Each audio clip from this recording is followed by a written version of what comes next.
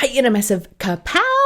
Liz Benny here. My gosh, I have got some stuff that I want to serve you with today. I have had, I don't know, maybe a couple of months of doing podcasts because a big life event happened in my life. And I was like, I don't want a podcast. I don't want to be social. I don't want to post on social. I just want to do the bare minimum because I'm allowed to. So that's what I've been doing over the last little while. It's been amazing. It's been incredible. It's been liberating. It's been exhilarating. It's been harrowing.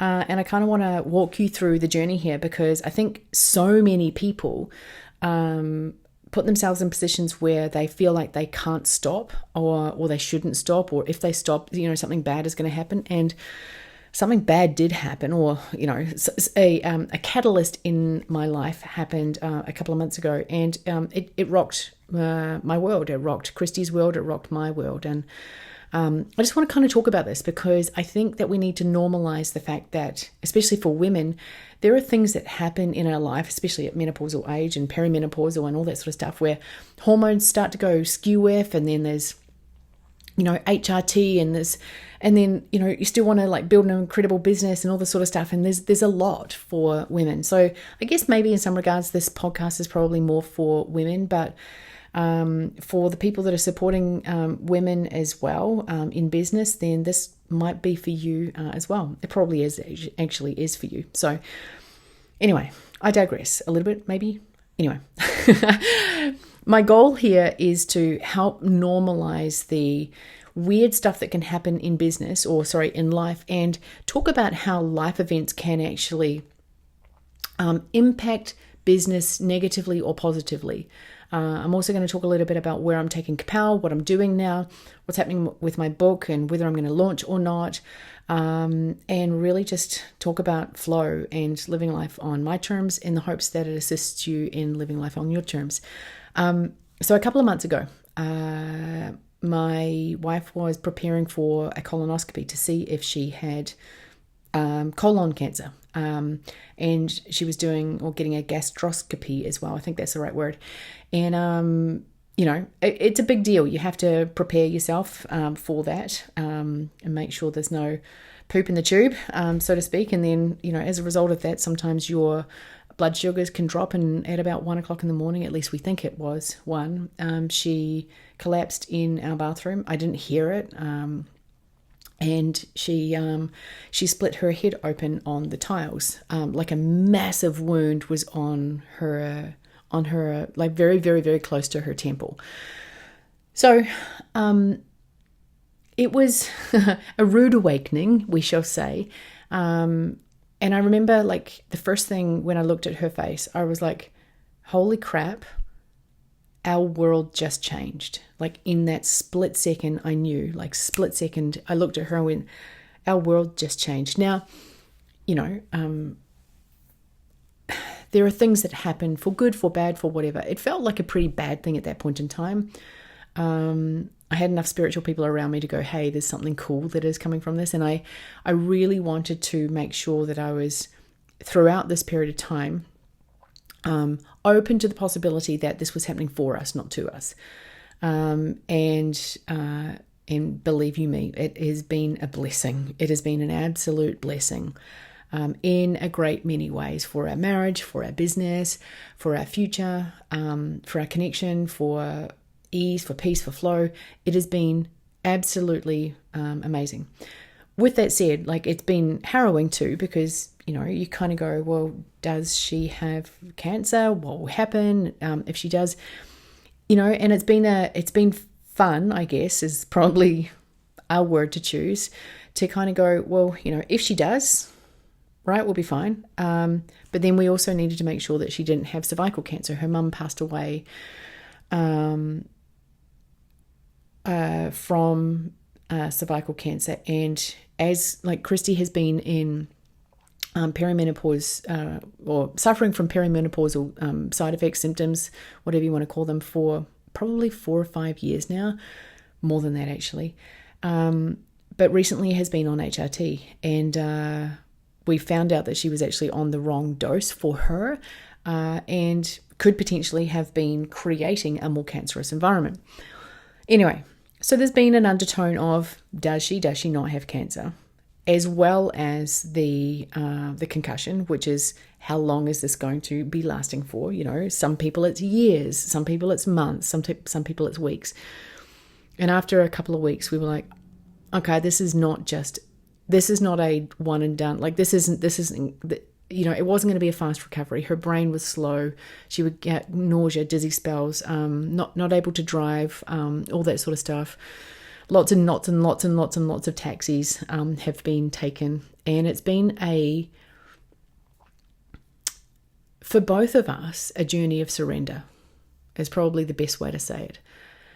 And surrendering for me in this regard has been surrendering the fact that I had no control over, like I couldn't control what happened. I couldn't stop her from falling.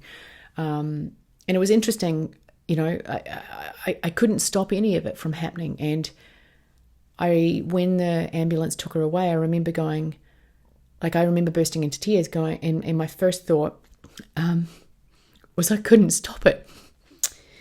I couldn't stop it from happening. And, you know, I felt guilty. I felt bad, and I went upstairs and I looked at the tiles, and we have a mat that's on top of the tiles, and I don't like how the mat feels on my feet. So I'd put the mat up, and then I immediately felt guilty because, like, what if the mat was there? Would this be so bad? And you know, like I immediately found a way, I guess, to make myself feel responsible or feel bad for it. So the blessing of all this for me, like there's been so many blessings, but I got to address that part of me, the part of me that felt overly responsible for Christie's health, Christie's journey, you know, and it was highlighted from the beginning. And, you know, as a person who, I mean, I love her very, very, very much. But if I do more of her work than, you know, if I do her work and take too much responsibility for her stuff, it's robbing her of the gift of growth within her, but it's just being overly controlling and not trusting in the process. So I didn't, it's not that, I'm also a high achiever. I was about to say, it's not that I'm like sitting here like controlling everything. It was just there was this period of time, and this was kind of the end of it, is kind of what I'm saying. There was a period of time where I would be hyper aware of Christie's needs to make sure that she's okay. And sometimes it was just too much. When I say make sure she's okay, I mean, like, she's had a horrible journey with depression and with perimenopause, and you know, a lot of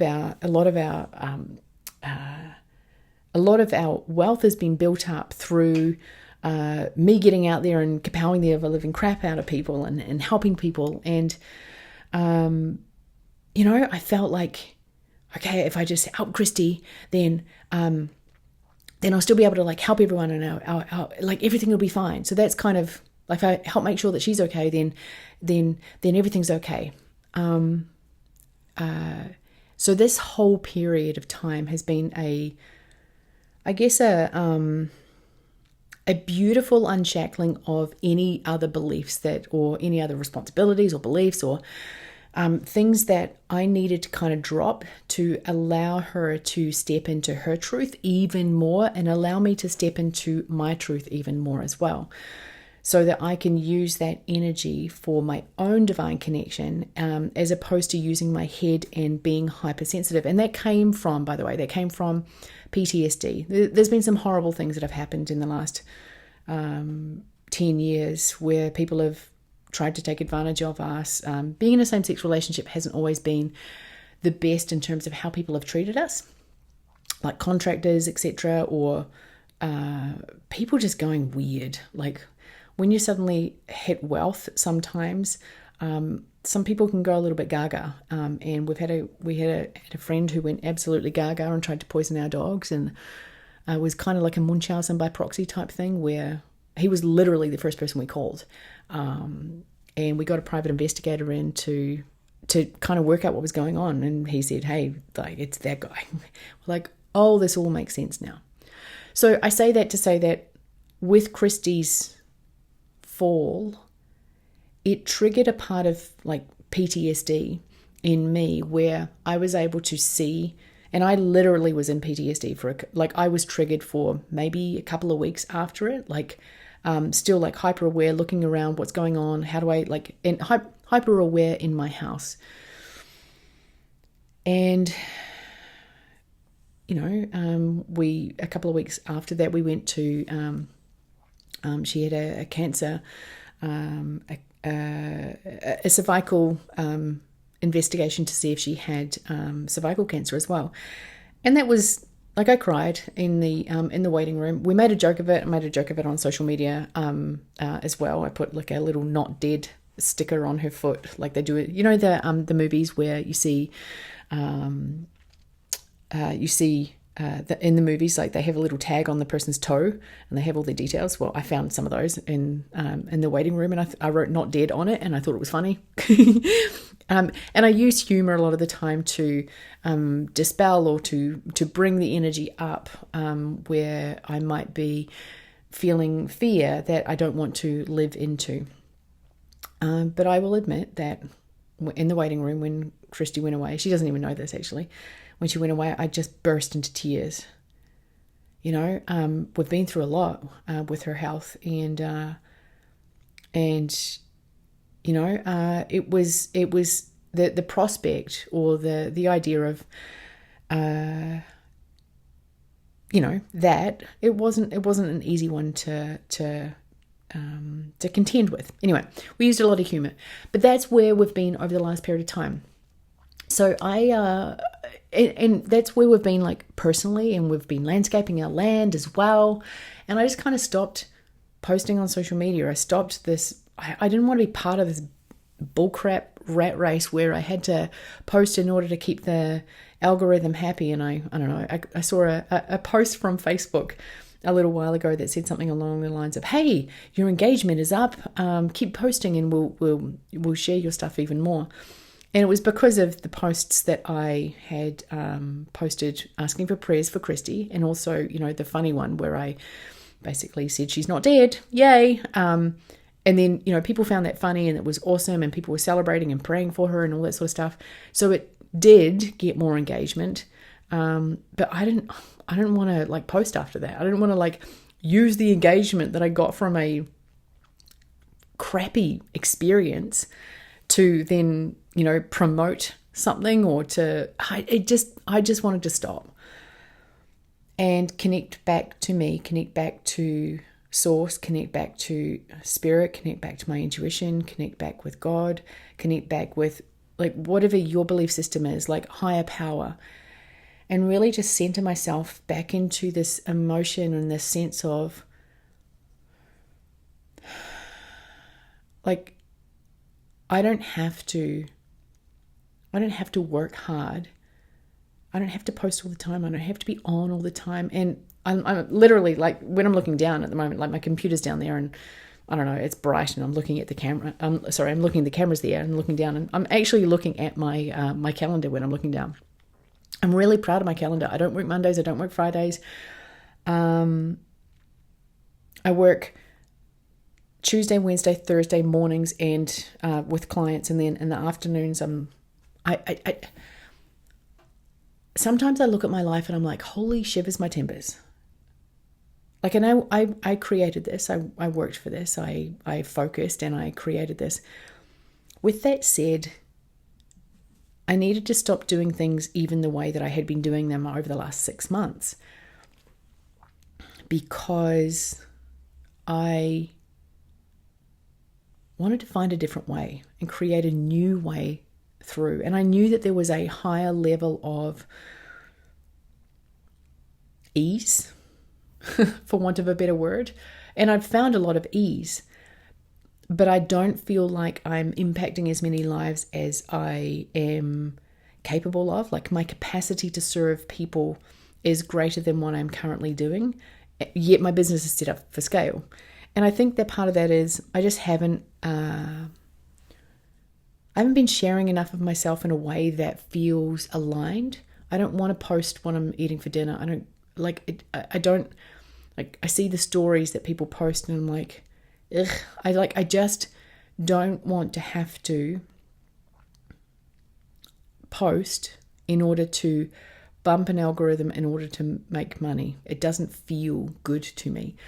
It doesn't feel aligned. It doesn't feel like ease.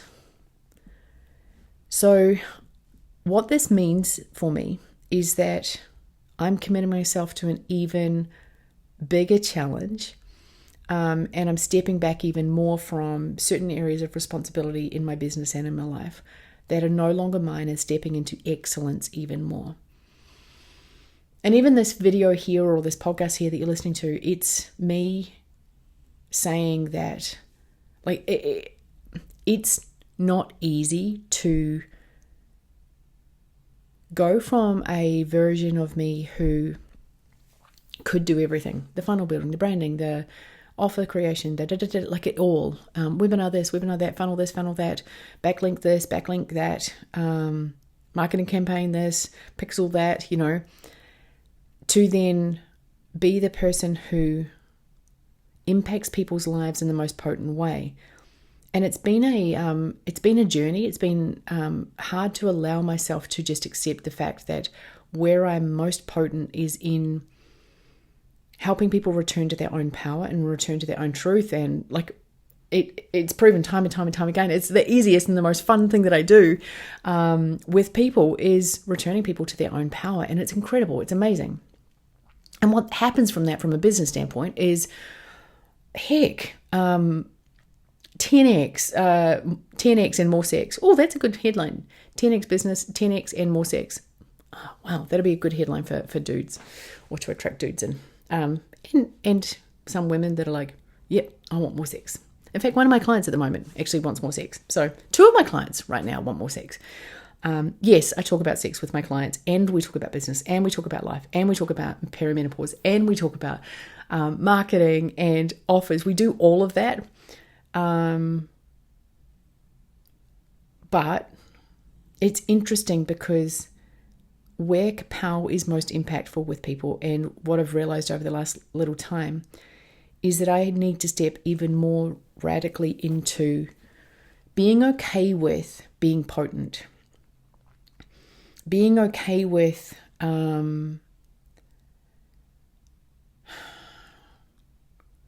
not having to be the old me, and just being like, well, the right people will come along, and the people who I'm not for will, or not for anymore, will say, hey, I'm out, and that's absolutely okay as well.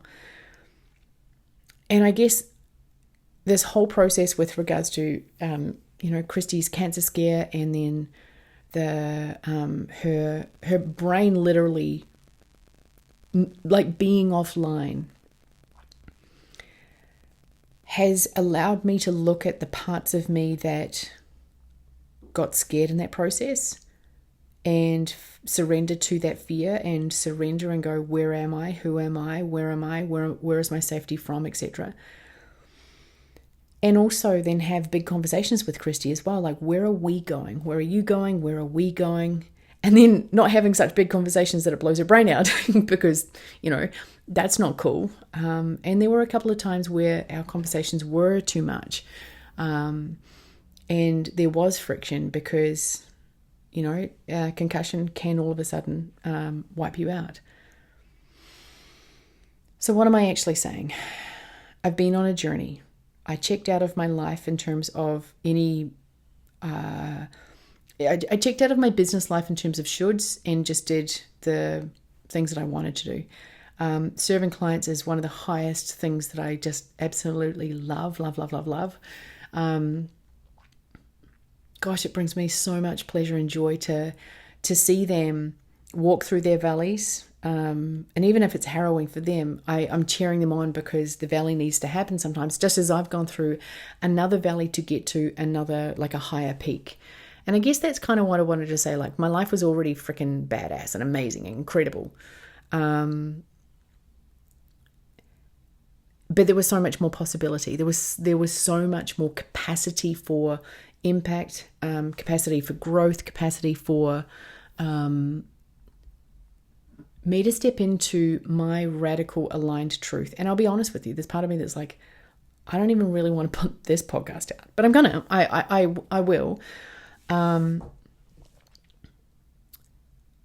because I know who I am with my clients is actually probably a little different to how I am online. And some people have misconstrued that there is this, that I'm all like, hey, get a KAPOW and all loud. And for those of you that are watching and seeing the camera like zoom in and zoom out, I have a bright banana behind me for lumbar support. I'm not quite sure why the camera was zooming in and out, but that's okay. I digress though. A lot of people have seen my energy and misconstrued that it's a lot of high energy with no substance. And to each their own, and people can believe what they want to believe. When I heard that, I did take that to heart one time, and I took the feedback as I need to ensure that with my outward expression of myself, people see not just the high energy, fun loving dickhead, which I absolutely am, but also that there's a part of me that is probably the more impactful part of me, which is the person that sees people in a way that not many people, and I say this with humility, in a way that not many people are able to. Something that I hear often is, Liz, you were the first person that truly saw me. And in a loneliness epidemic that we have in the world right now, that can be really, really, really incredible to be seen by someone who understands them, who has walked a similar path and can and maybe who is on the other side of that particular path. But there is a part of me that doesn't really want to fully come out of the woo-woo closet with people online, but it is part of how and why I am successful. And I say successful with inverted commas for those of you just listening right now, or air quotes, whatever they're called, because success to me is like, well, I'm actually here to help redefine success and help people redefine what success is for them. Because when I say I'm successful, like, I am successful. By society's standards, I'm successful. However, by my version of, like what I'm capable of, have I met my full capacity? Heck no. I actually feel like I'm at 2 to 5% of what I'm capable of. In terms of impact, probably even, in terms of income, in terms of influence. And I don't actually want for more influence. I do want for more impact. And yes, I know that the more income comes as a result of that. But this whole process has allowed me to unshackle even more of the parts of me that were keeping me small. The belief systems, the ideologies, the people. I've stepped away from a couple of people in my life. And it's just allowed me to be more me. And that's been beautiful. So would I wish Christie's concussion upon her again? Heck no. Would I want to go through the cancer scare with her again? Heck no. But am I grateful? Yeah. And was I grateful the whole way through? Nope. But was I grateful a lot of the way through? Yeah.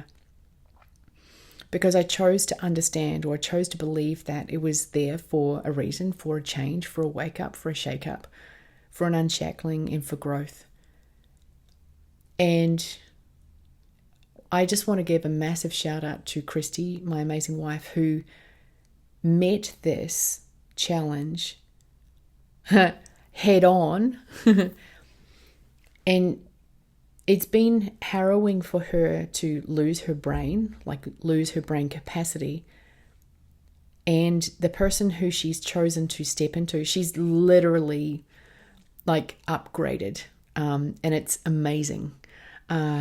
She's happier, she's healthier, she's more clear, she's more certain, she knows what she wants and she's going for it. And I mean, it's amazing.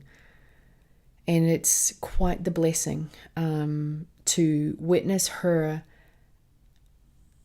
in her power. And it's like, honestly, Christie in her power is one of the most beautiful things, more beautiful than any bunch of roses you can ever get. And I say that because, I'm literally the daughter of an international rose breeder. One of the first businesses that I helped build was my father's rose company, and I was in sales at 8. So I know that roses are beautiful, or at least some roses are beautiful. But Christie in her power is one of the most beautiful things, and it's just amazing to witness her and see her choose her future. And I'm really grateful for the journey. So what does this mean for us? What does this mean for her and I? What does this mean for KAPOW? What does this mean for the future? Well, alignment is fundamentally important, and integrity. Those are fundamental truths and fundamental values for us. So we won't do anything that's out of integrity with our values. Period. That's it. And we're both committed to building and creating and receiving to a degree to which we haven't allowed ourselves to yet, which is exciting. It's really, really, really exciting. And on a piece of paper yesterday or the day before, I was writing down some cool things. And I wrote, for those of you that are watching right now, I wrote the words, "It's done" on it. I folded it up. And I actually did some truth testing on the goals. And I was like, do I believe that this is for me? Do I genuinely want this goal? And I did some truth testing on that, because it's so important to make sure that you actually want what you say that you want. So, and to be honest with you, I'll give you a little a bit of a hint on that one. So, part of the goals, or one of the goals, was to grow my KAPOW coaching community to 100 beautiful souls. And I wrote that down, and I truth tested in on that one. And there's a part of me that is my head, there's a part of me that's my heart, and then there's also my soul, right? So my soul gets to come along on the journey with me here too. And I choose to allow my soul to speak. And when I wrote 100 and I did truth testing on that, I fell backwards. So I was like, what? Like, do I not want to and the problem was that the number was too low. And I'll be honest, for a great many years, I've wanted to grow KAPOW, but I haven't felt as, I guess, called as I do right now. I think right now the KAPOW frequency, because from a Hawkins scale standpoint, KAPOW hums around 540, and a lot of the world is humming around, 75, lower, like in guilt, anger, shame, which is pretty low on the Hawkins scale. And KAPOW's busy humming along at 540. It's fun. It's inspiring. It's peaceful. It's joyful. It's enlightening. So the KAPOW energy in the KAPOW container is an energy that a lot of people don't normally live in. And when you get in the KAPOW community, and this isn't like whatever. It doesn't matter if it's a soft sell or not. Like, it's just the truth. When people are in the KAPOW community, the love that's in there is just amazing.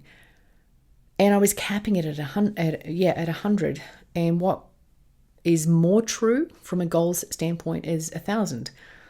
So I'm growing KAPOW to 1,000 members, and I'm really excited about that, which is going to require me to hold more energetic space for people. I have been slightly scared of that. Like, how do I hold the energetic capacity and space for more people's transformation? Because I want each person to transform. And that's really, really important. And there are plenty of, here's the truth. There are plenty of men out there that I can look up to and go, hey, he did it, he did it, he did it, he did it, he did it.